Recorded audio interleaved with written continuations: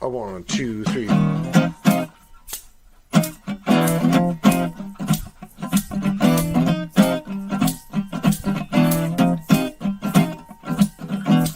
Gonna walk that promenade, yeah, we're gonna rock that promenade, be the talk of that promenade, looking for a star drifter, not a shapeshifter, lots to do and more to see, sweet sticks from a jump to tree, oh, oddities, opportunities, free advice, but not for cheapo gambling wheels, shaded deals, meet me back here tomorrow, please.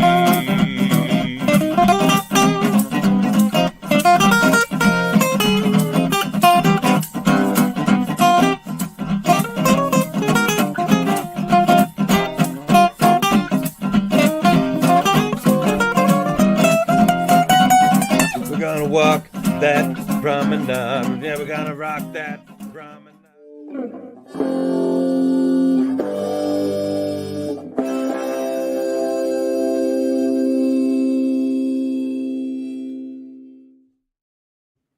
Hello and good evening for Monday, May 20th, 2024. Star Trek Deep Space Nine is over. It has been for 25 years, but also it's over for us because we finished rewatching every single episode over the course of 4 years and rating each one and talking all about it.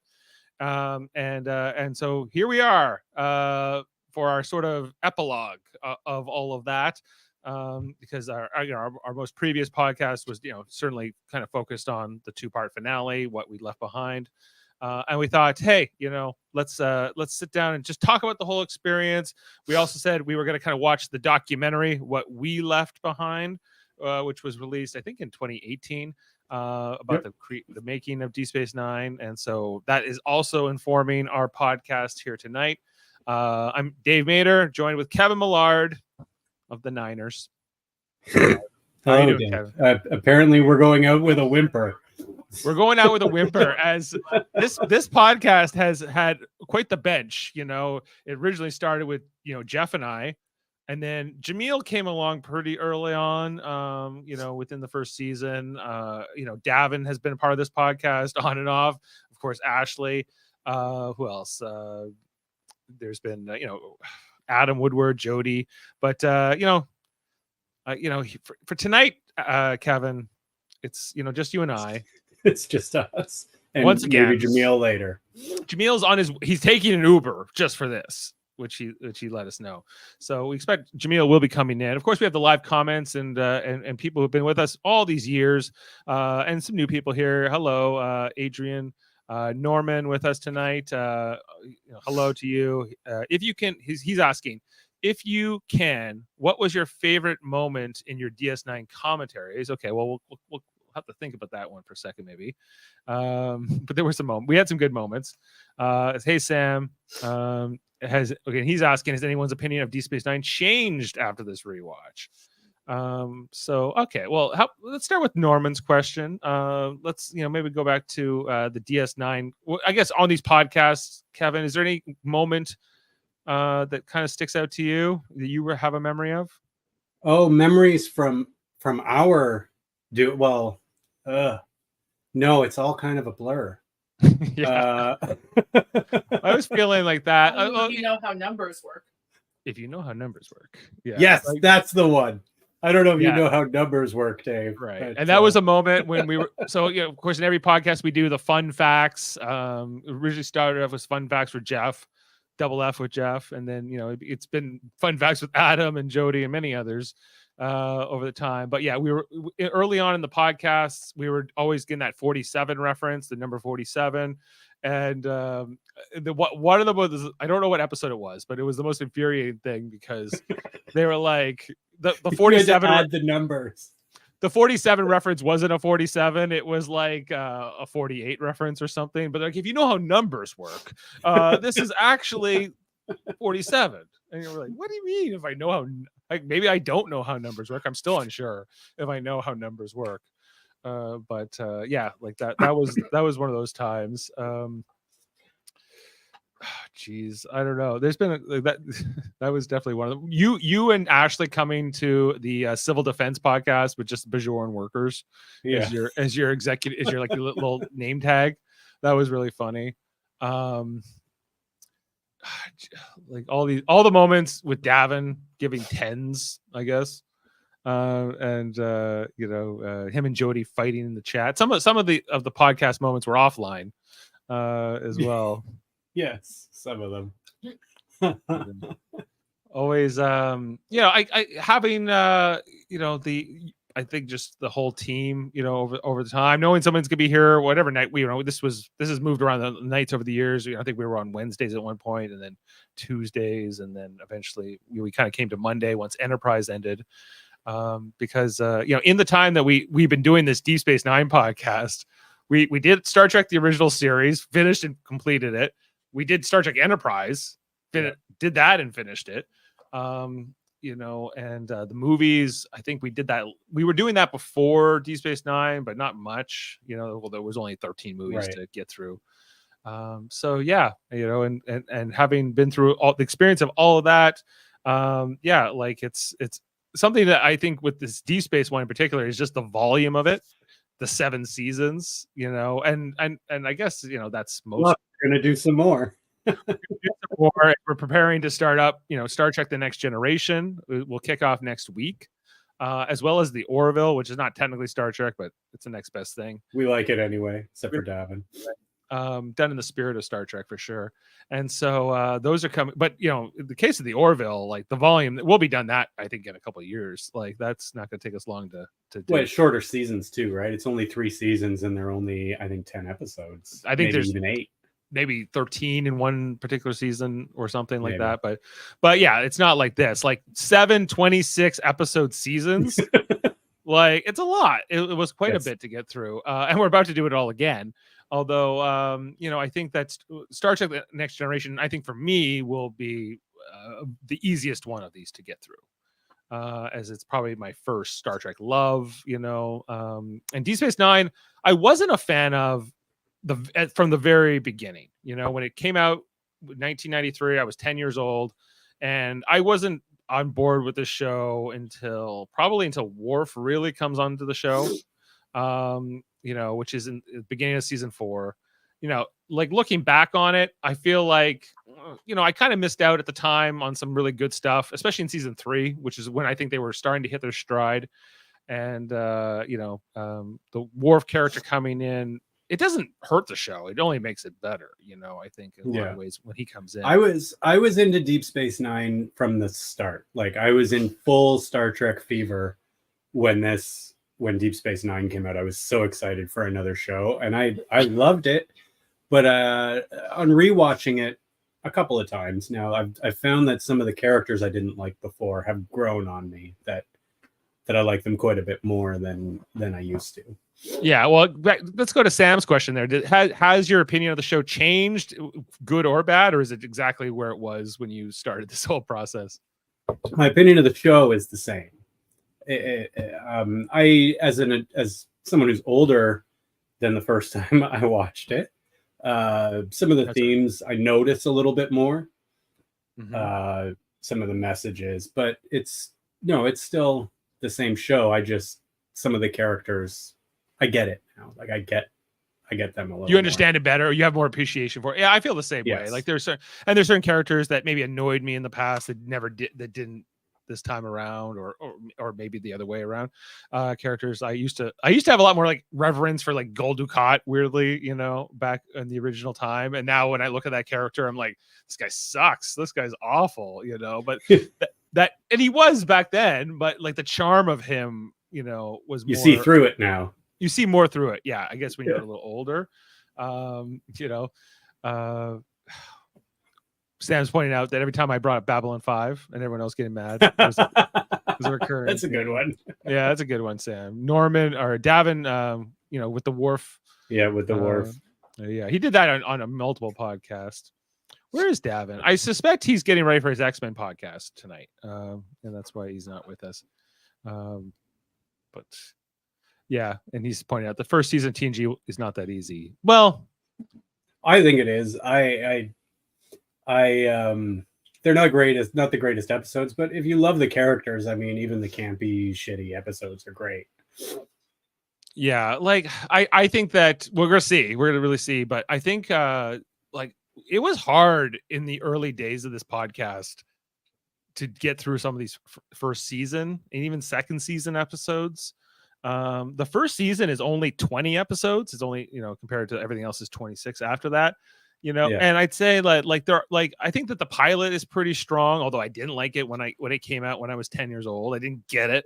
I understand it more now. I have way more appreciation for it now. But it's easier, I think, when you know where the characters are going to end up. Right. It was interesting watching that What We Left Behind documentary and how much the show was, hated by a lot of the fan base, and all the hate mail they would get. And I'm sure that if you think about Discovery, which I think has had almost the same amount of scrutiny, maybe more, you could argue, I think that there's and Next Generation, all these shows have had somewhat difficult times. Less so Next Generation. That was pretty widely adopted, but not till like season 2, maybe. Like I'm so young when that show starts. It's already pretty popular by the time I can remember it. But I know for the first 2 years, I think that the show was, obviously being compared to the original. How could it not be?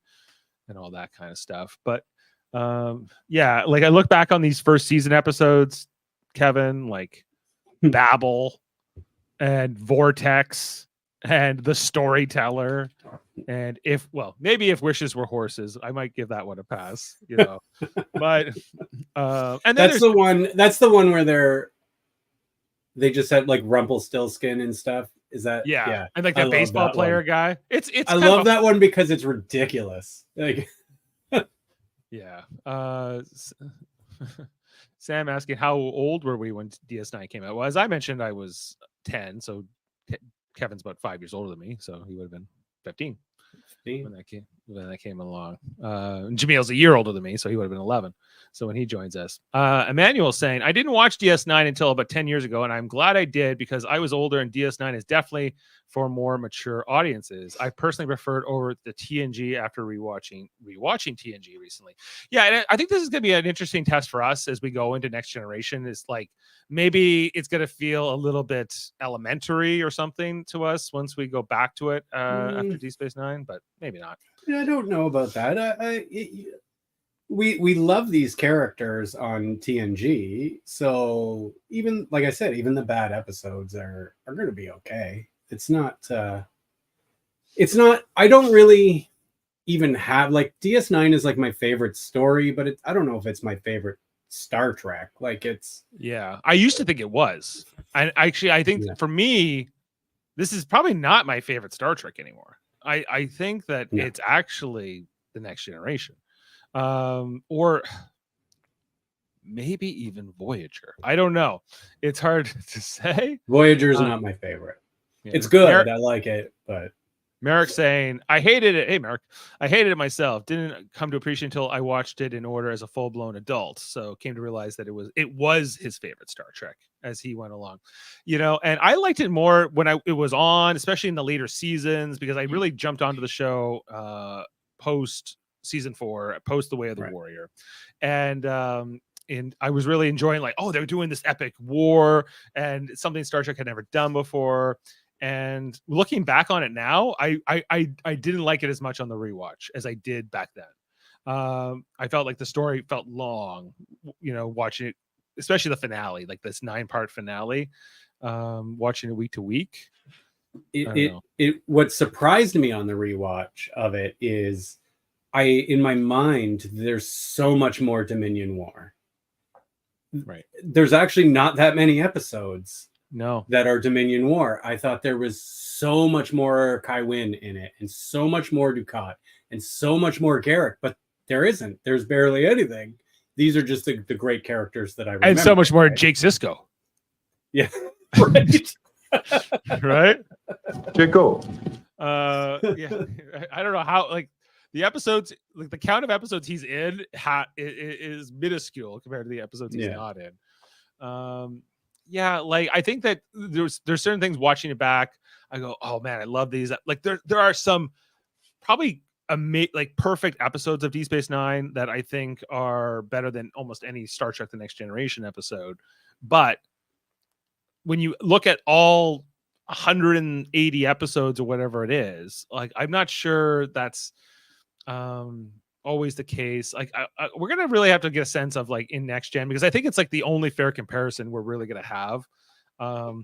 Is how many boring episodes there were, or how many like skip this one or whatever it comes down to. Yeah, I think Deep Space Nine too is it deals a little bit more with kind of the darker side of humanity. Like they're dealing with darker moral issues.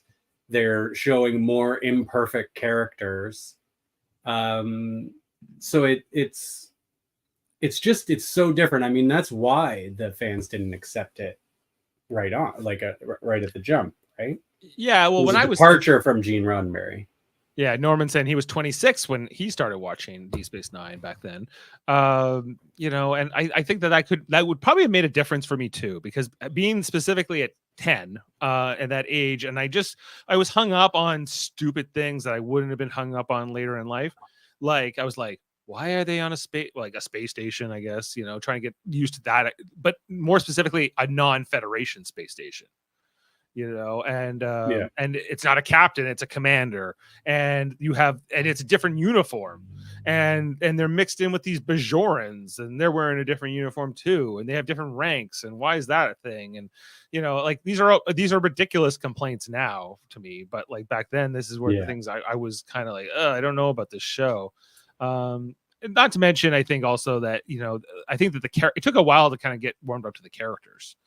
And to really like some of them, because you look back at like that first season, Cisco, Odo, Kira, Bashir, Jadzia, they're even O'Brien, who we know the best at that point, coming off Deep Space Nine. You feel that what is this show? We're kind of figuring it out, as you would expect. But and in those first seasons, I feel like they lean on O'Brien a lot too. Like he's in those first seasons a lot more, like kind of as a lot more main character. And I think they're just trying to get the audience right. Like, we know this guy. He's in all those Next Generation episodes. Yeah, they do give him a little bit more. We get more Keiko in those first seasons, right? Like it revolves around him more. Right. In the first seasons. I also wonder, like, if the show, because originally they wanted Michelle Forbes to come be Ro Laren, and when she turned the show down, they ended up creating the Kira character, that Nana Visitor ended up playing. But what that would have been like, worse.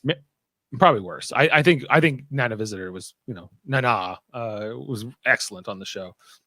Merrick saying DS9 can't be fully appreciated existing in a vacuum, in his opinion. I feel like TAG lays the groundwork for Starfleet Utopia, which allows DS9 to turn it on its head. What happened to this idealized society when they're threatened, when they're not in control, when they're a few on resources and pushed to the limit? You kind of need both for context and juxtaposition. I think that's all fair. That's an interesting take.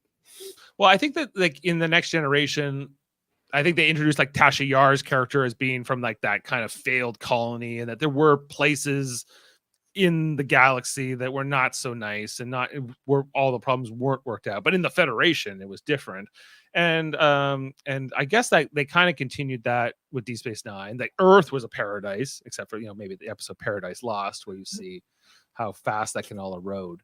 And I never minded the darker aspects or the edgier aspects or any of that kind of stuff. No, I love them. I was way into it.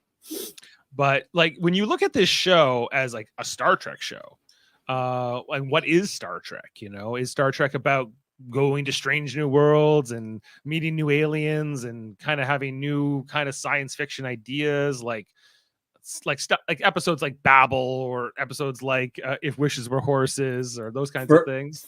For me, it has always been people at work struggling with complex moral issues. That's Star Trek. All Star Trek, you mean? Pretty much. Yeah, like I think a lot of episodes definitely are complex moral issues, but I think there are definitely issues that are or episodes that are more just, entertainment or more just Certainly there are more episodes that are fun. You have to like these characters to buy the dramatic moments. So you need both, right? Like you do all the fun episodes. When I look at this show, when I look at Deep Space Nine back, I go like they definitely like stop exploring at a certain point. Like there's no even side missions too much. I guess once the Dominion War starts, it's really why it happens.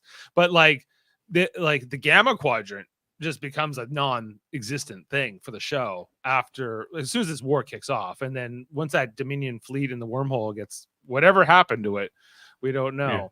The prophets poofed it out of existence, and so they stopped going to the Gamma Quadrant. There's no exploration there. Not that there was great episodes necessarily where they did go to the Gamma Quadrant and explore a planet or whatever. But the Dominion War was way better than anything they were doing before that. Except for Tusk. I love the Tusk episode. That was a Tusk, an early favorite. Tusk, yeah. Yeah, that was called The Hunted or something like that. I'm trying to remember. I think that's first season. I thought it was just called Tusk or Tusk. No, I don't think it's called that. One second, let me look at it. Tusk.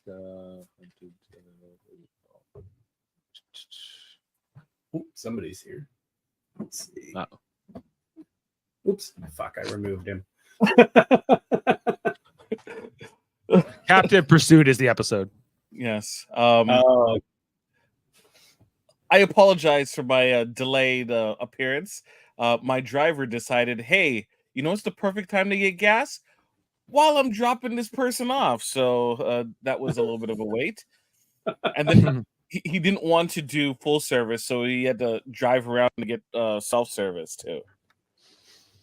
He will not be getting 5 stars. Hello, Jaemeel. Well, we've been. How are you tonight? Happy Victoria Day to you. Happy end of DS9 review podcast day. It only took us 4 years. 4 years. A wonderful 4 years it was. We said 3.5, but then we took 6 months off. So we got to 4. Yeah. So we've been kind of going back and forth, just kind of sharing our thoughts on this. What the show. Has your opinion on the show changed after doing the rewatch? For Kevin, no. For you? For me, maybe a little. Yeah, I'd say that I probably like it a little less in some, sadly. Okay. Or I appreciate things about, I think, the next generation. Right now, I have a little bit more like, I can't wait to get to next gen. Right, but so and then you'll learn your lesson at the end. In 4 years, I might feel differently. So look. In 4 years, he'll be like, "Fuck it! I can't wait to get to Voyager." Exactly. Star Trek Deep Space Nine was always something that was close to my heart. At the same time, I never thought it was a perfect, piece of art. There's, ups and downs with everything. And, some of the bad episodes are some of my favorite episodes. That's just how it goes sometimes. So I appreciate the show for what it is, and that is the journey of within. And the journey within where it took me was one that I will always appreciate and cherish. So I will always cherish and appreciate the show.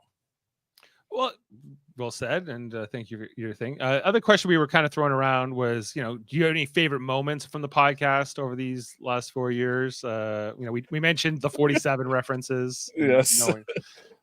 It's rather unfortunate that Jeff is not here, so you could try to hit him with like you haven't been here for a couple of episodes, so let me try to hit you with all the 47 references that you missed and just see how long it takes from the crack.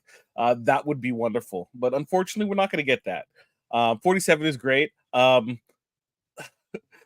always think back to episodes where I really hated the episode, specifically like Vortex. I hate that episode, and I think I appreciate the episodes I do love more because episodes like that exist. Where it's like I could have gotten seasons full of this, right? But it's more of valleys and hills. Valleys and hills. So When you swing for the fences, sometimes you strike out. yes. Sometimes I couldn't help but think of when you said that, Jaemeel, with Vortex, the Odo line, which I think I have on a hotkey, but I was testing it out. I couldn't remember which hotkey it was anymore.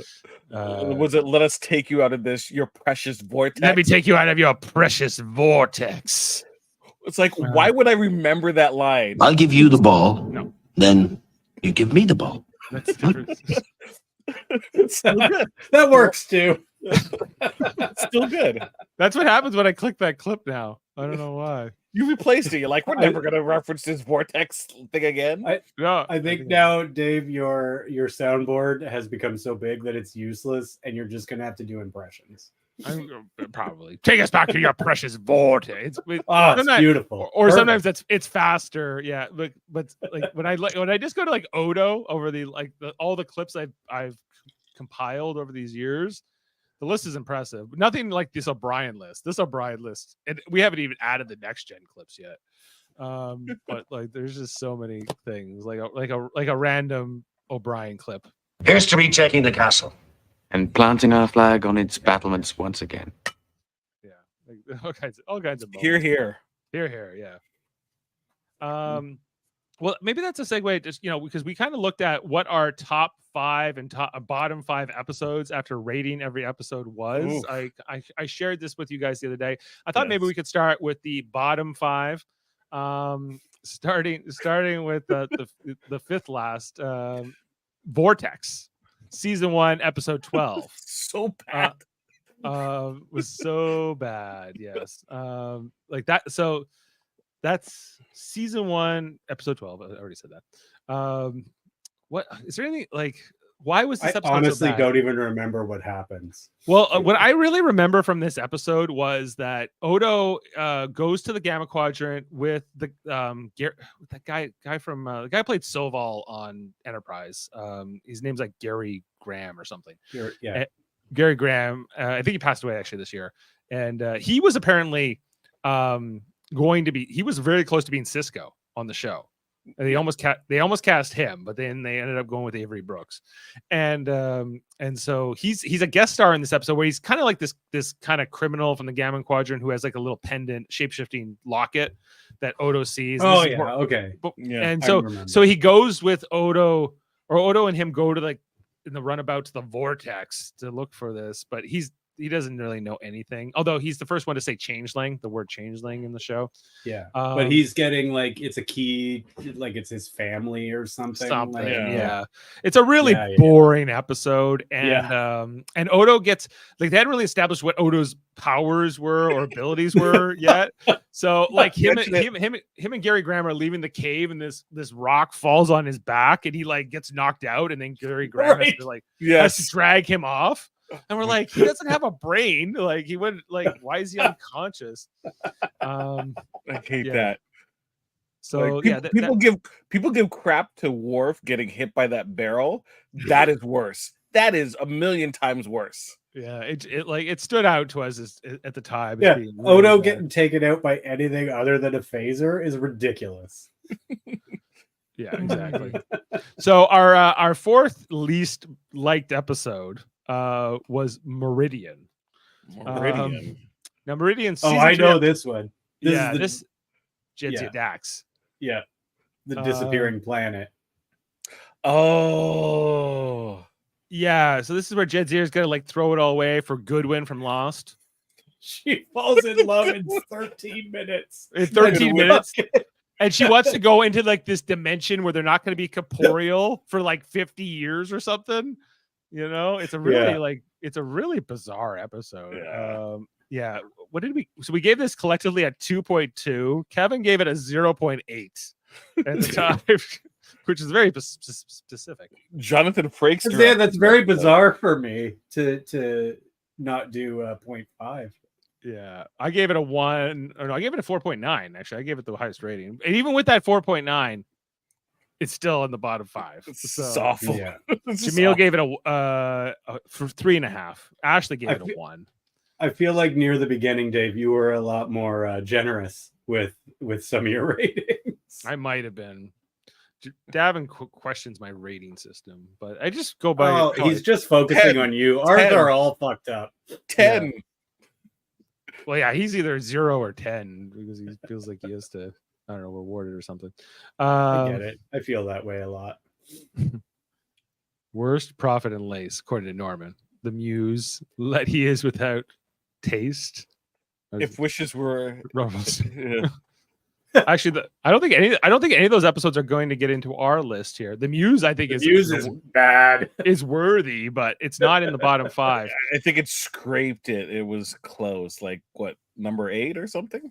It's down there. Yeah, like I didn't have to redo this. I like If Wishes Were Horses, though. It's silly. It's ridiculous. dumb, but I love it how ridiculous it is. you could see it being a next generation episode, Yeah. as well, for or sure. a Voyager episode. It's like Yeah. I think what's weird about it is because it's so new. Hold on, I'm going to do a resort here. Sort. Okay. Sorry, guys. Muse is the ASMR episode, right? The Muse is our looks like 1, 2, 3, 4, 5, 8th worst episode. So it's not gonna come here. So now onto our 3rd worst episode. Season 6, episode 17, Wrongers Darker Than Death or Night. Isn't it the Kira? This is it the the one where Kira? this is Kira and Ducat. Kira's mother, right? Kira's mother in Yeah. Ducat, in the time travel story. This is largely being brought down by Davin specifically, who gave it a 0. You also gave it a 0, Jaemeel. Kevin gave it a 2. I hated it. I Kevin gave hated it a it. 5. He was okay. Chris Jones. Wait, did I give Vortex a higher rating than this one? You gave Vortex a higher rating than you gave. Yes, yeah, you Yeah, I gave did. Vortex Wow. Yeah. Oh, so- what, 2? This is a fucking awful episode, though. Like it is. It's awful on its own, and it's awful where it is in the season, like in the story. Like What's interesting to me about like some of these bottom episodes is that a few of them come from season 6, yet somehow some of our best episodes in the whole show come from season 6 as well. So Yeah. it's like they were hitting it hard, or not at all. In terms of how they were on a high from season 5. Season Right. 5 was amazing, and so Yes. they kept that energy, but didn't quite hit the mark every time. But they started like thinking they could do anything, I think, in some ways. Could it be possible that because they were so focused on such of these specific header episodes that like they knew they were good, that they didn't really take the time to polish the other episodes as well, especially if they were, on the low budget side in terms of like bottle episodes or ones that didn't involve that much special effects or resources. Yeah. Well, and having just watched this documentary, like what we left behind, and they bring up like the fact that Ira Stephen Bear wanted to put Ducat and Kira together in a romance or an affair or whatever, which is awful. I'm glad everyone stopped him. But like he's like, okay, and his consolation was like, no, I'm doing it with your mother instead. It's like, oh, well, Right. And it was one of the worst episodes in all of Star Trek. It's a bad time travel episode, if anything. Yeah.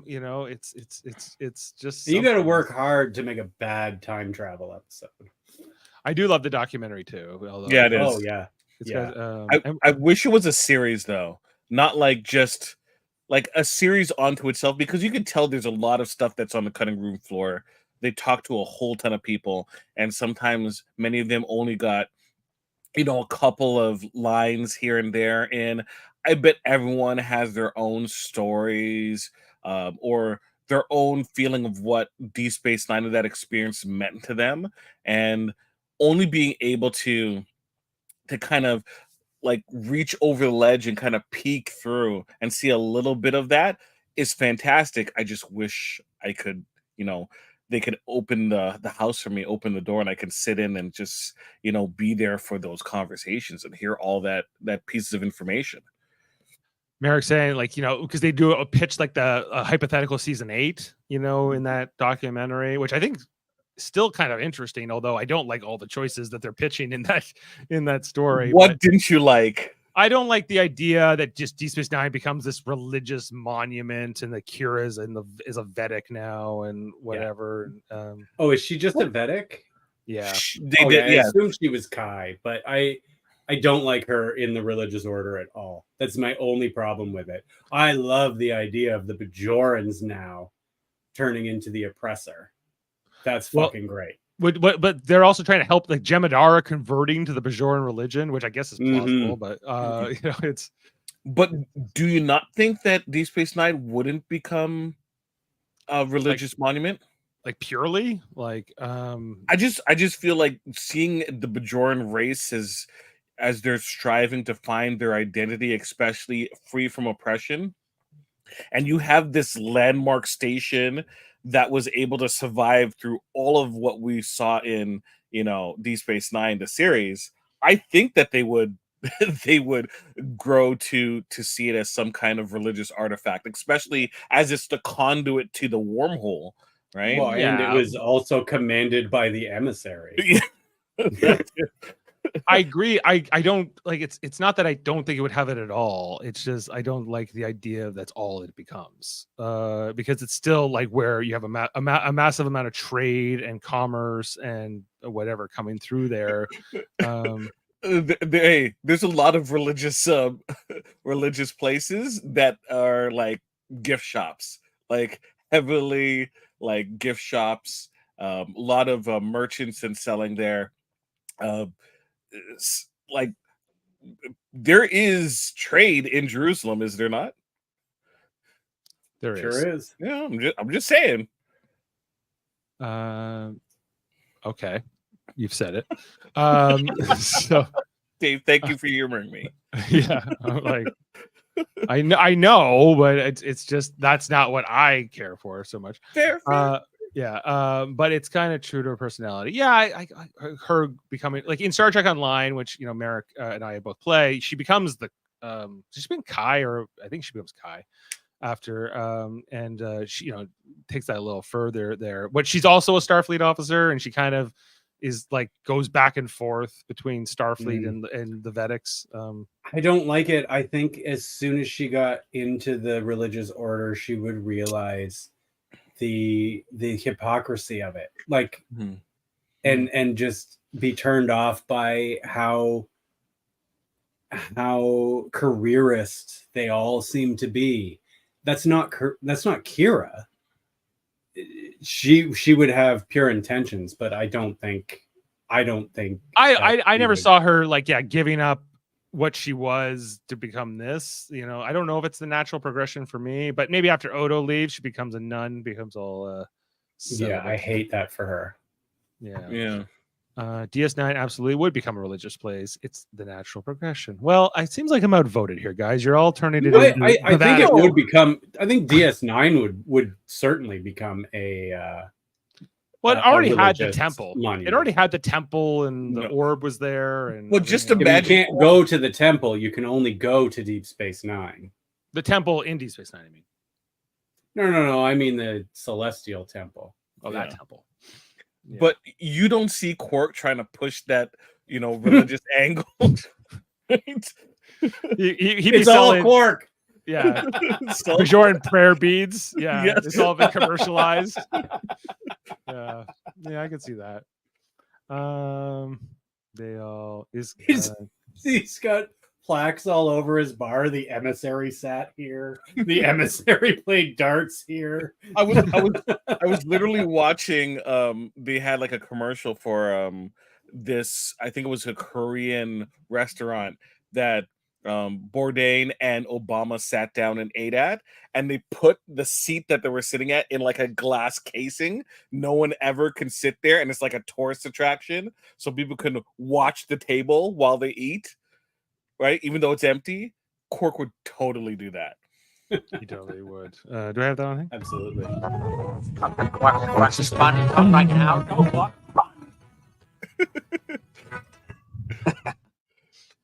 Let's get to our next bottom of the barrel episodes. This is our second to last worst episode, season 6, episode 8, Resurrection. If you need to be reminded, this is Mirror Burial when he comes into the fray. They break the mirror universe. He's boring in both. Yes. Yes, he is.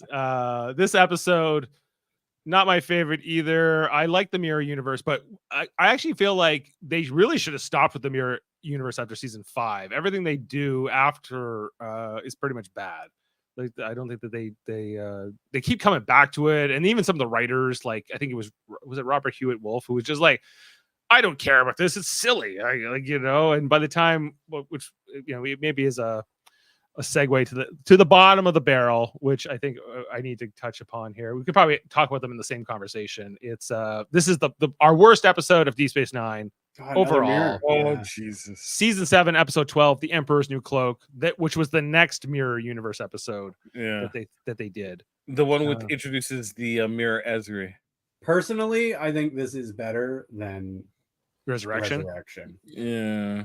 Just because it has more Quark in it and more Rom in it. Like, and less I'll Burial. watch them over watching Burial. Well, not to contradict you, Kevin, but you gave Resurrection a zero, and you gave Emperor's New Cloak a 1, which I guess is consistent. Actually, no, that's consistent. Yeah. It's slightly better. Slightly better. And what did I do? I don't think I was here for. I don't think I was here. You gave that a 1.5. Okay. And for Emperor's New Cloak, you gave that a 1.8. Ooh. Okay. So, and we have some other there. Davin gave both episodes a 0. Of course he did. Of course, they're mirror and they're terrible. They're bad. But even if it's a good mirror universe, he hates it. So but even people that like the mirror universe hate these episodes. So of course, Davin gave them a 0. Because it's not in our top 5, but I think Crossover, which is the very first Mirror Universe episode, just with Smiley. With Smiley, but it's Bashir and Kira, and particularly like how good Nana Visitor is in that role as the intendant. It's how well and how dark it's written, and and by the end of the show, by the time we get to Emperor's New Cloak, and you send the Ferengi to the Mirror Universe, I don't know what you would expect, but it's the stupidest episode. Even I wasn't a big fan of Worf in the Mirror Universe as Regent. It was pointless. Regent. Yeah, pointless. It was not. I wasn't a huge because they try to bring him into it, and it just kind of goes off the rails once. I think once the Terrans take Deep Space Nine, I'm like, then we're done with this, Vic shows up only to get killed. He's real in the Mirror Universe. You mentioned that. This is totally off topic, but you mentioned Vic. I find it interesting, unless I missed it in the documentary. There's a ton of singing. James Darren never sings. No, they gotta pay. Yeah, he's not in that group like that, like the Jeffrey Holmes singing group and whatever. Can Star Trek stop with the mirror? We'll see. Maybe others are looking to show. I like the idea of the Mirrorverse, and reading the books, I've enjoyed them as well. And I'm a defender of Discovery season 1 for its twist. That being said, I'm good. We're done. We're good. Yeah. I like a Mirror Universe episode here or there. Just do it well. Or don't do it at all. Or don't. It's fine. I don't need it. But yeah, but I'm not opposed to the idea. The original Mirror episode is maybe one of my favorite original series episodes. Okay. And when they did it in Deep Space Nine, I really liked it. But by the time you get to this particular episode and to Resurrection, it's like, this is the stupidest thing ever. But Enterprise came back and you liked it. When Enterprise did it, I loved it. Yeah, because they I think they learned the lessons from Deep Space Nine because they were the next to try it. What I love about that Enterprise one is that it's not characters going between. That is fully just Mirror Universe. Those 2 episodes. Yeah. Just Mirror Universe. Okay, so that's all. That's the bad. I guess some other notable mentions in the bad category. Season 2, episode 9, Second Sight. Does that ring any bells? No. It's a Cisco episode. I think it's the one where he gets a girlfriend, or is that the Muse? No, 'cause the that's mute Jake. Oh, gets is the it girlfriend in the Jaco? Muse. Yeah. Jaco. Hey, I'm Jake. You remember me? That's where the episode comes from. Season 4, episode 21, The Muse is also very low on our list. Times Orphan with Molly O'Brien. Very Oh low. God. Although seeing her in actually- the documentary, I'm like, I guess she could play that officer in their pitch series because she's old enough now, and I guess. Yeah. I was like, if they're gonna make Molly O'Brien part of the crew on Deep Space Nine, I want her to be feral Molly O'Brien. Only. Like- Yeah. I think I'll give you the ball, then you give me the ball. she only communicates by ball. That would be the best. Oh my gosh, that's great. Also, I think we just rebooted this series. yeah, like come on. There's an episode called Crossfire from season 4 that's pretty low for us. It's an Odo Crossfire. episode. Odo Crossfire. What is that? Who gets killed in that episode? Odo must face his feelings when Kira falls in love with First Minister Shakar. Oh, Oh, this is the Lord. one where like Shakar's like trying to get relationship advice from Odo, while Yeah. Odo is actually trying to get it with Kira. That's Oh, that's no, why we thank don't you. like it. And Bada Bing, Bada Bang is pretty low for us too. Yeah, I Really? do not like that. That is not. Everybody loves that. They think it's a fun. It's just garbage. Well, Davin There's gave that a nothing. 9. He loves. I don't it. think I gave it a high mark, but at the same time, I don't think it was the worst thing ever. You gave it a 6.6, which is about what I gave it to. But yeah, Kevin and Ashley gave it 0, and Jody and Adam gave it 3s. So it was kind of a mixed result. Okay, so let's go to the top of the list. I guess before we get into our top 5, maybe I'll do like the next 5 as honorable mentions here. Mhm. So we have season 5, episode 15 by Inferno's Light, which was part of the, in the Purgatory Shadow. That's the one where the Dominion War really kind of starts. That's where Jacquot reveals that the Cardassians joined the Dominion, and all that kind of stuff happens in Inferno's Light. Season 7, episode 22, Tacking into the Wind, which is the one where Gowron dies. Oh yeah, that's a good one. Yeah. The Visitor from season 4, episode 3. That's the one with Jake, the older Jake Sisko, as played by Tony Todd. Oh yeah, that's great. That didn't make the top 5, but it's up there. I don't want that soft shit. Yeah, I don't blame me that soft shit. You're the rocket man. Where's my effing money? Also, season 7, episode the final episode. At least part 1. Is a very high for us. At 9.8. And for the uniform, He was a union man. oh, that's a different you. Yeah. That sounds like baseball. Damn it. Okay. That sounds like baseball. It sounds like baseball. But season 5, when it was with Eddington, you betrayed your uniform. You betrayed your uniform. I thought I had that on hockey. Anyway, all right. So those are our honorable mentions. Okay, so our 5th top episode is actually a 2-parter that's actually tied. Okay, so I feel like I need to do one more honorable mention. So that the honorable mention goes to Hard Time from season 4, episode 19, which was the O'Brien episode where he's in that virtual prison. Yeah. Among the many of the O'Brien Must Suffer episodes.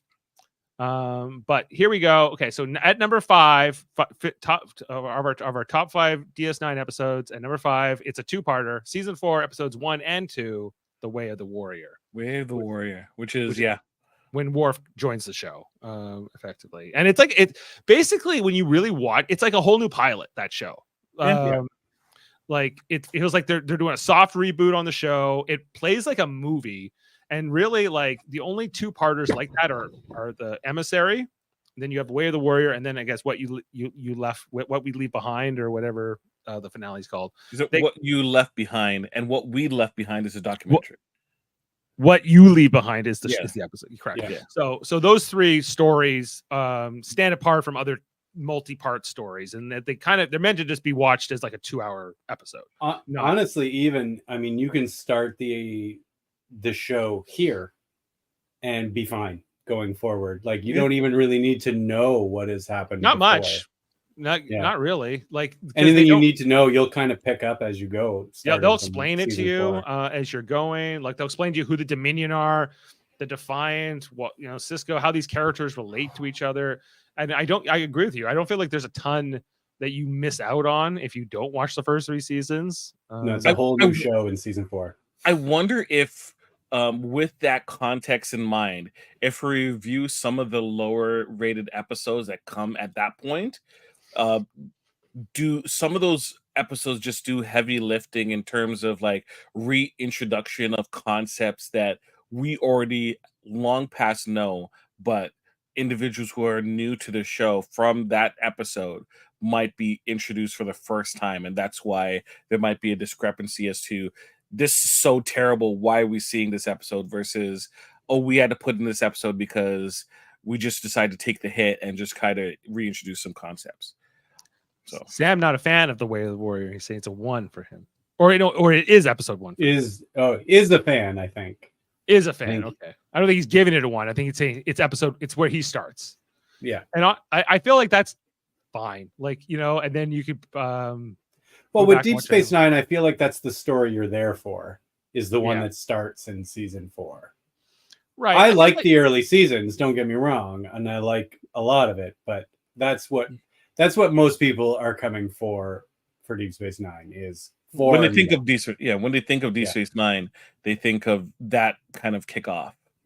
Yeah, it was Worf, but it was bringing like Gowron along, and eventually we get J.G. Hertzler, which ends up being the changeling Martok, and then we get the real Martok later. But that's all kind of set up here in that beginning part, like certain characters were already in place, like Garrick and other ones, but it's like what the show is for the next 4 years, or at least for the next 3 years, is really set up there.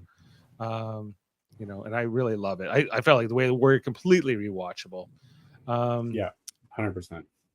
Okay, started with, he says. Okay, so let's go to our 4th best episode. Just give me a second here. From season 6, episode 11. It's Waltz. Evidence. Oh yeah, evidence. You had that just one ready. For that line.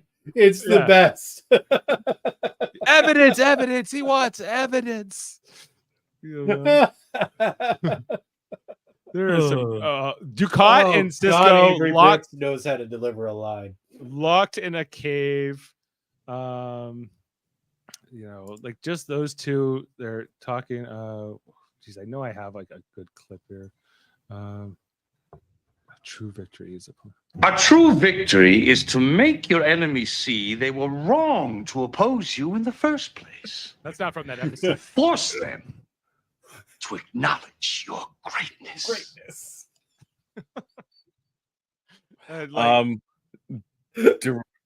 Written by Ronald D. Moore and directed by Renee.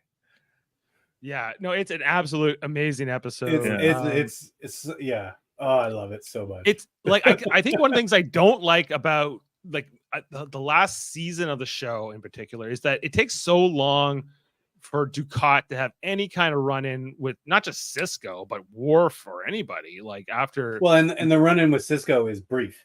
It's so brief. But like in this episode, like Dukat beats him to death, nearly to death with a pipe, and leaves him for dead there. And like it's just like it's a real brutal episode. And then a couple episodes later, Dukat finds the paw race and he kills Jedzia Dax. Yeah, and that I don't feel like that's ever properly addressed in the show either. I think with Waltz too, that's one of the first episodes where we really they explicitly spell out that Dukat is not a fan of Cisco. Like they are actual adversaries. Before that, Cisco doesn't like him, and we know that, but Dukat is always kind of definitely trying to charm him and trying to charm him. Yeah. But that's the episode where he gives up almost. More or less, right? Yeah. And it's I got this. great. And he Behold, gives up. Benjamin Sisko, supreme arbiter of right and wrong in the universe. A man of such high moral caliber that he can sit in judgment on all the rest of us. Yeah. Well, not everyone. Just And what I love about that is Ducat's kind of right. Mm-hmm. well, I think to a degree, but I think with Ducat, everything he judges Ducat to be is valid, and I feel like he did give Ducat like sort of a chance to redeem himself, like and try to like have a new path in life. And it seemed like that was maybe where Ducat was going to go, his character over the course of the show. And then he has that complete turn of face, around that time in Purgatory Shadow, where he's like, "Hey, we've joined the Dominion. What's up?" I love the Ducat story. Again, everybody else loves like Damar's arc or Nog, but I love Ducat's because every time you think he's improving himself and then he has an opportunity to do something that is in his best interest, he always takes it. Yeah. He always betrays people for his own best interest. Always. He's the most selfish. He's still transparent too, right? You know? My policies toward the Bajorans were most generous this time. But still so charming. Like always charming. Always. I love that he's always trying to charm, always trying to win you over. And I do like that dynamic with Kira, but I thought she can never give into it, right? You know? I love when she does almost give into it and she catches herself when she's there with Zial and right, because they're kind of having fun together, enjoying Zial's success because they're kind of co-parenting. It feels kind of like they're their ex spouses or whatever over a kid. But anyway, yeah. So Waltz, also in that episode, it's Avery Brooks and Mark Alimo, but it's also like all the illusions that Ducat is seeing, played by like Kira and Wayoon, and I think Damar's there. Too, and it's a well done episode. Fantastic episode. Okay, so what are we up to now? We are up to our third best episode. This is number 3. I you know what? It's weird because I don't really like remember specifically just based on the title, but it's season 5, episode 26, which would be the end of season 5. It's called Arms. A Call to Arms, DS9. So is Sisko that the one where? Okay, go ahead. Yeah. Sisko attempts to prevent more Dominion ships from entering the Alpha Quadrant by mining the wormhole, and Ducat responds by launching a mass. So this is really the kickoff to the war because they're for all of season 5, it's just a Cold War. And for a lot of season 5, Ducat is seemingly on the side of the heroes. And it's only like partway through season 5 that this whole switch happens, and then we see all these fleets and fleets coming through the wormhole, and Sisko decides to mine the wormhole. They decide to fly off, and you see at the end of that episode they meet up with this massive fleet, and then they come back. But then when we check in with them at the beginning of season 6, the fleet's been like decimated, and the war is not going very well for the Federation and the Klingons at all. So where they split the cast.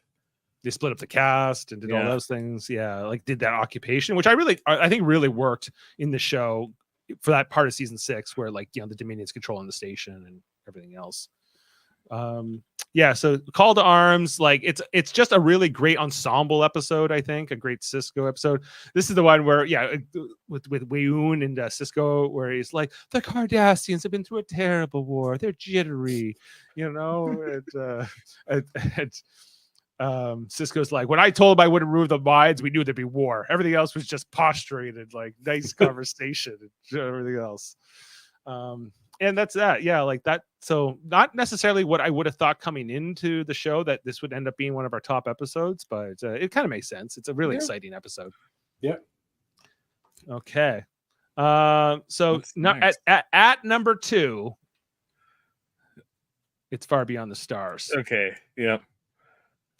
So this is the one where he's Brother Benny. Yeah, Brother Benny. Benny Russell, Sisko. You tell them, or staying calm never gave me a goddamn thing. You know, I think in particular Davin loves this episode. I the most. love this episode. It's a really good episode. It's great. You know, It's so Call them. yeah. Call anybody His you want. fucking- They can't do anything to me. No. It's fucking so great. This episode when he goes, they're real. They're real. Yeah. That's always what I think of with Cisco. That Like, space station, all those people, they exist in here. In my mind. I created it. and they're real. and they're real. Real. That's my So good. favorite. Cannot destroy an idea. It's so good. I created it, and it's real. Right. And in the documentary, they talked about when he directs the episode, but the Yeah. assistant director was like, when do I call cut? And he's like, I could have left him there for half an hour in that place. You know? That's his James Brown moment. Yeah. Like like this is his Four Lights episode, I feel like. You know, Yeah. it's really like one of his top acting performances. And the fact that he directed the episode as well, I think really It's also speaks to- time travel, but not. but Mhm. not- yeah. I like the stuff that they did after this with Benny, I don't think ever is as good as this episode. You know, it's No, but I like that they brought this back yeah, in the 7th season. yeah. But then they don't Yeah. do it. I feel like they should have came back to it for the finale. You know, like it's because I think it's Maybe. it's significant enough that I think it's maybe where you Sure. Would take you- his character, but Would That you have could've- tied it into like the finale in terms of Cisco going to the Celestial Temple has somehow his consciousness was drawn into Benny somehow, so you kind of connect it so it is canon, quote unquote canon? something to connect or maybe reconcile it or something. I don't Okay. know, like that the Benny was a sort of a representation of something else, or I don't know, but I'm sure there's a way clever people can figure out how to do that. But His a past ancestor, so his parents or mother previously were involved in that time period, and they're like maybe. they're interconnected somehow. Well, we know that the prophets are non-linear and non, Yeah. so that there's, maybe that there was somebody, or or he's quantum leaping in a sense into that person. Because the prophets are non-linear, she actually gave birth to the same child but in different timelines. So Cisco is Benny, but like it's two separate children but the same child, just born in different eras, because time doesn't exist for it's non-linear. I maybe, I think I think that the finale, the way Cisco's fate in the finale, I think still to this day doesn't sit right with me after No, this me neither. rewatch last week, after watching this documentary. I'm like, and the fact that there has been no follow-up to it at all. Minus the comic books. Why would they have him abandon a wife and child? I don't understand. Especially when a very important part of his character was his relationship with his son. That Yes. they talk about in the documentary as well. Yeah. Yes. Like There I was- think even if you don't make Cassidy pregnant and you take that off out of the equation, I think it's still bad. But it's not as bad. Fuck it. If they don't make her pregnant, I'm fine with it. Jake is old But enough to Jake's be on old his enough own. to move on, but yeah. Yes. But the fact that there was this other kid, presumably a son, according to the Ira Stephen Bear and the writers in this documentary, another Joseph Cisco, named after his grandfather. Yeah, like I don't know, like I just think like there's still, and maybe one day we will get a sequel of sorts to Deep Space Nine, or a Deep Space Nine: The Next Generation, or something like that. But I don't Can know. Tony Todd play Jake and Sure. Sirach play the new son of Yeah, Ben yeah. Make him the new Joseph Cisco. He plays new Joseph Cisco. Or That'd get be Tony great. Todd to play Joseph Cisco, and we'll just go. It doesn't make sense. But, Why is he older? Because of fucking Star Trek. Don't worry about it. So, guys, this is we know what the last episode is. Yeah, we all know what the last one is. We do. Oh yeah, we do. I guess. It's Okay. it's Move Along Home, obviously. Obviously, move along. Obviously. No, number one, guys, with a rating, an average rating of 11. Thanks, Davin. Thanks. This is Far in the Pale Moonlight, from season 6, and yeah, what I thought was really interesting here is that 3 of the top 5 are from season 6, and 2 of the bottom 5 are from season 6. So Great swings. big swings. Which I was not expecting. I thought like the bottom 5 were going to be all season 2 and 1 episodes and 3. Maybe. No, there are some real stinkers in the later seasons. Yeah. And we know better. That's Moonlight. Emmanuel saying, as for the ups and downs of season 6, it has 2 of the greatest episodes in not just Star Trek history, but TV history. It's a reason Pale Moonlight and Far Beyond the Stars have so much written about them. I agree that those are 2 of the best episodes in Deep Space Nine and maybe in Star Trek in general. yeah. That they are excellent. But Resurrection is also in season 6, and it's so is Rogers Darker Than Death or Night or whatever. So and take it for what it is. And the one with Molly O'Brien. Wait. So Michael Taylor, the writer, his credits include In the Pale Moonlight, The Visitors, but he's also included in Things Past and Resurrection. So the same writer. Well, that's the thing. As I was Again, going you through swing for the fences. Sometimes you strike out. Sometimes you hit a home run. Okay, and I guess going through the exercise of going through the show, and as we're filling out our ratings every week, I'm looking. I always fill in like who's the writer, who's the director, whatever, and I'm finding that some writers I really love. Ronald D. Moore, there's almost nothing he's written that I would say I disliked, or it might be mediocre. And then on the other side, Ira Stephen Bear and Hans Beimler. When these two get together, or sometimes Rennie Echeverria, when these two get together, especially if they're writing about Kira in particular, not good. It's tough in that one. But sorry, did I go off the Pale Moonlight too fast? Like, is there anything else we want to say about this episode before?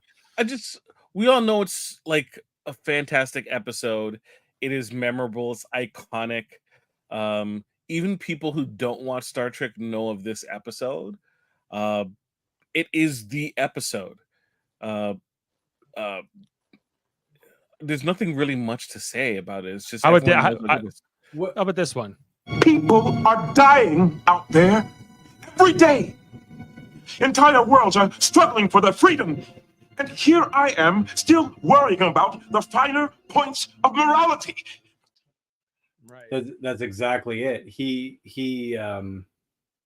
I like that he makes this decision, and it is actually clearly the wrong moral decision, but practically is the right decision. Practically, And it really makes you think about the decision he's made. I love this episode because it doesn't really take a position on whether he's right or wrong. That's up to you.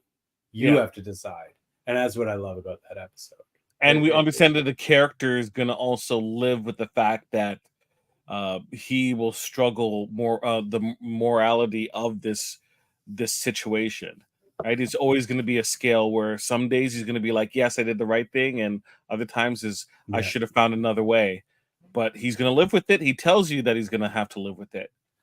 Like, I think that what the other idea behind this episode is, I think once you make that decision to break your code or to sacrifice your morality and the idea of a greater good or a greater purpose, I think that leads to more decisions like that, where it becomes easier every time. It becomes easier, and by season 7, he's basically telling Worf to go kill Galron. So right. You're absolutely right about that, right? I feel like by the end he basically orders Worf to kill the leader of the fucking Klingon Empire. He doesn't really care what happens. He's just like, whatever you got to do it, and do it fast. Right. You know, and I think that's like it's hard to imagine Cisco before in the Pale Moonlight doing that. You know, in It's the why same I way. think he is my favorite captain, because he's just so morally dubious sometimes. Sometimes, oh yeah, like compared to Picard, like Yeah. couldn't be more different. And I think Janeway is also kind of like Cisco, but not quite as But- extreme. But would Picard have lost the war? Yes. I think that is the kind of the point, right? I feel like Picard would rather, you know, he would never sacrifice his principles and his morals in the, like just to stop something like that. Like, But you know. you say that, but wouldn't someone else kind of take it out of Picard's hands, knowing that he wouldn't do what needs to be done? Well, Section 31 certainly would. Well, yeah. Maybe. Yeah, like Because but the ends it's like- don't justify the means, right? You know, that's sort of like you start going down the list of people and saying who's gonna do, like, if Ensign Rose on the bridge, right? She's gonna be like, what? This has to be done, right? But would she be able to do it? Section Mhm. 31 comes in. You're right. Section 31 will make sure what needs to be done, especially because Picard is going to communicate a lot more than Cisco ever did. Picard would not be standing for that genocide stuff that Cisco allows. And also, this series really does establish that Starfleet is cool with Section 31. They're okay with it. especially the Admiralty, Yeah. right? When I love that scene where Bashir goes to Ross. He goes, "Where's Sloan? Where's Sloan, Admiral? Let's stop playing this game." I love that they gave all that to Bashir, a guy that you could absolutely just ignore. Like, And how many times does Cisco ignore him in the show? And like every time, Bashir has, like in this episode in the Pale Moonlight, where he's like, "I'd like this order in writing, sir, and I'm going to file an official protest." He's like, "Go for it. I don't care." You know. I'll see. It's the baseball game. Baseball. Baseball. I like baseball. That sounds like baseball. Anyway, okay, so those are our top episodes. I think that's mostly what I wanted to cover tonight. Of course, we have still have people here in the comments. Norman saying his top 5 are The Visitor, Duet. Duet's great. Duet's amazing. Teleplayed by the same person who did the story for In the Pale Moonlight.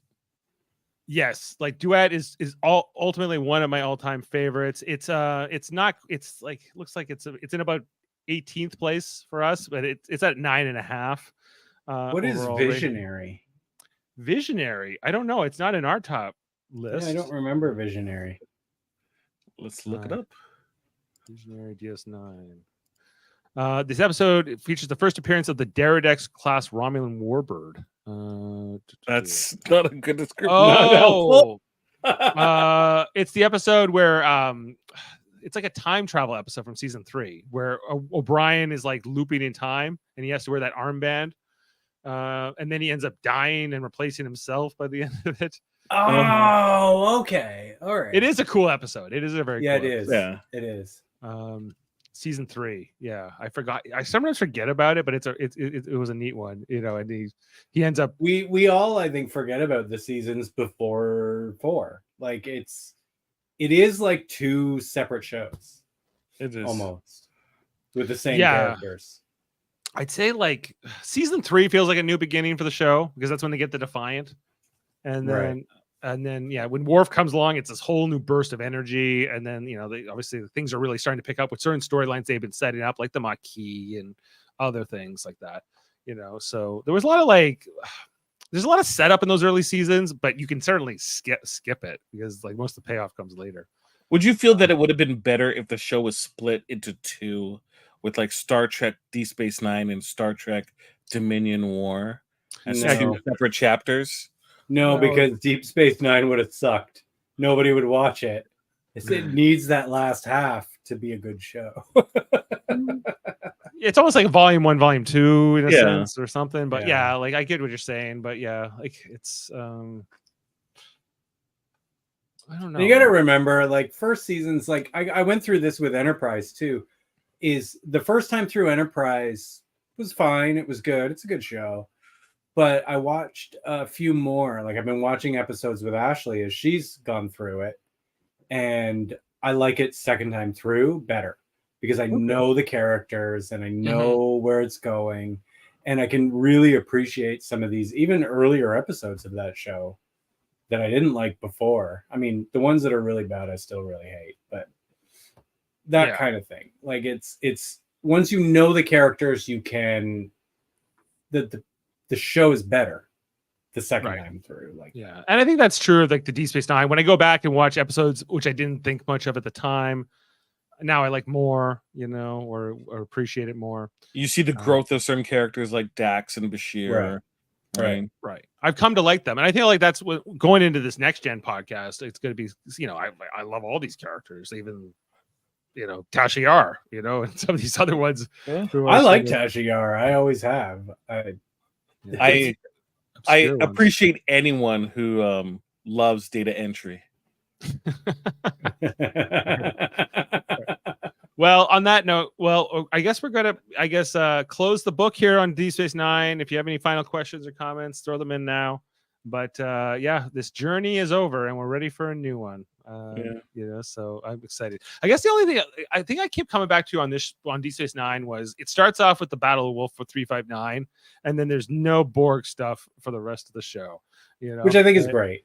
Yeah, and sometimes I'm like, I feel like I would have get rid of like Mirror Bareil and just give me one episode where Sisko gets to revisit the Borg. Well, in one of the books, I'm pretty sure, and I think it's like this one of the, I don't even know if it's a search or if it's the second volume of the book, but through the wormhole, a Borg cube comes through and immediately is destroyed.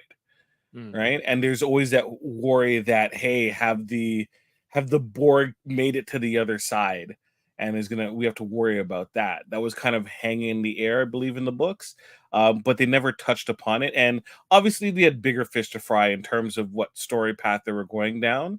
But I always liked that idea, that what would happen if, oh shoot, you know, we've taken care of it locally, but now they're coming from the other side.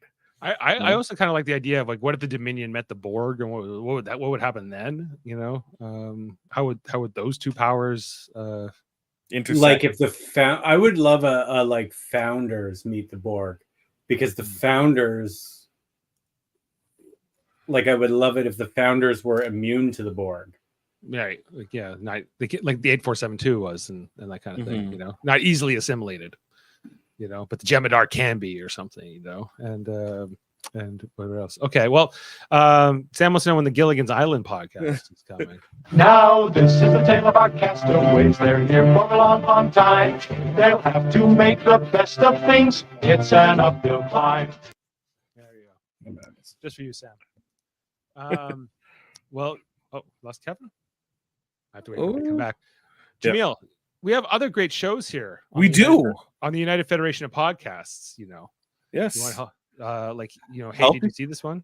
Hey, did you see this one? I believe one of the previous episodes they just recently did was The Edge. They did The Edge. Yeah, and they did Alec Baldwin before that. Yeah. I loved The Edge. I remember seeing it in theaters, and Anthony Hopkins says a speech about getting the bear, and he's like, "Let's go kill the MFer," and I'm like, "Damn right!" Yeah, you know, Harold Perrineau from Oz and The Matrix and whatever. He's in that. He gets eaten by a bear. Spoilers. Wow, like just his time on Lost is forgotten. He was on Lost. Walt. Yeah. But I knew him from Oz before anything. Yeah. So. Romeo and Juliet as well. He was. That's in right. that. Yeah, he was Mercutio in Romeo and Juliet. Yeah, good actor. But he's in the Bear movie. Here comes Kevin. Aiming on Track. Eventually, I'll be on that, reviewing TLC's Crazy Sexy Cool. Yeah, if you were as good at booking Eamon's podcast as you are about booking your tickets for Deadpool in 2 months, like this would I think really help things. I think Trivial Debates has an X-Men themed episode coming up in this month. Oh, it's going to be a good one. I'm pretty sure with a mystery guest host. Yes, look out, Davin. So it's coming. Hold up, movie podcast. Davin Murphy talking movies. Not sure what was the last theme they did? Was it still the bicycle one, or did they move on from that? I think it was the bicycles. It was the bicycle one. Yeah. I can't wait for Ashley's got hers coming up at some point. It's Bugs, and she's doing Starship Troopers. I can't. Oh, wait. Nice. That's gonna be awesome. Would you like to know more? Of course, Davin and Andre doing X-rated X-Men the Animated Review Show every Tuesday. They have one, I think, the finale of season 1 for X-Men 97. Tolerance's Extinction, Part 3. Part 3. Last week, we were joined by a special guest. I'm not saying who it is, but I think you should go back and watch that episode. It's a great episode. Awesome. And then the Super Mater Brothers podcast every Wednesday. We got is it 2 more episodes of Survivor this season, Jaemeel? No, I think finale's this. Is it finale? We have finale. to. We're at final 5, right? So we have to be finale. Yeah. So we have finale this Wednesday. Look out for it. And of course, all kinds of great shows are here on the on Live Long and podcast. Of course, as we mentioned many times, the Orville, I guess, will be coming this Monday. I thought Jody really already. Yeah, we're supposed to be starting it Monday, but and then next Tuesday we're starting Star Trek: The Next Generation. Is Kevin gone? No, I'm still here. Okay, when you're back, I got something to show you. What as we're getting, we'll we're starting this Star Trek: The Next Generation podcast, Kevin, and I think we're going to have an encounter at Farpoint. Johnny, hit the clip. Encounter at Farpoint, the title of Journey start. So vital. Aboard the Enterprise, they flew to where the unknown skies are blue. Captain Picard, so bold and new, and his crew a sight to view. Oh, Farpoint Station, what secrets you hold under the scrutiny of Q. So bold, humanity on trial, story untold. The plot it weaves like cosmic lace, a face that's more than its face. The band he's offered, quite a feat, a station alive, a heart that beats. The Q's challenge, they must meet in a trial they can't retreat. They got right there to avoid his eyes with a different view. Try her empathy shines through the world sounding forever true. Crushers carries never ends, your strength on which we depend. Oh, Brian Wesley, the past left the starscapes they transcend. From the very first, they were all their names now known everywhere. A crew that's new, tales to share on a ship beyond compare. With Q's cats, they took a stand, showed the universe hand in hand. That humanity can expand with the spirit grand and grand.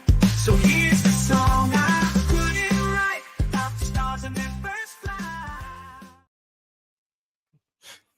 So get ready.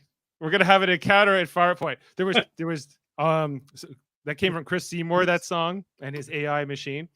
And so there's like a Limp Bizkit version. I almost did, but I liked that version much better. Limp Bizkit. There's it's like encounter at Farpoint. It's like the same lyrics, but it's completely different. So that might come out eventually at some time too. Will there be one for every out? That took me all day to do, so probably not. I wish though. Like Chris can make the songs fast, but if you want to somehow supplement Dave's income so that he could take a break and he could just focus on these each week, we could get things done. But until that we get to that point, sorry. Yeah, if I become a better editor, maybe that would also the income would be good. Yeah, but it's I don't know. So that's like the second one I've made like that where I was like, Chris, make me a song for Encounter at Farpoint. That's what we got.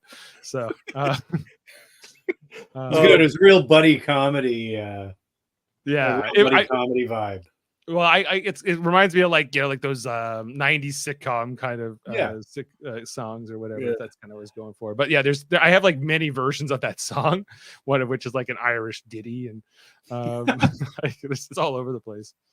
All right. Well, with that note, I think we've done all the plugs. Thank you so much for being part of the show. We kind of briefly mentioned graphic histories. Just want to mention this week, Live Long and Podcast alumni in terms of trivial debates. Jennifer Lee Rossman, she's going to be on Graphics History, so I saw that. please check it out. Yeah, check it out. She was on a couple of our Discovery podcasts. Yeah. And Strange New Worlds, I believe.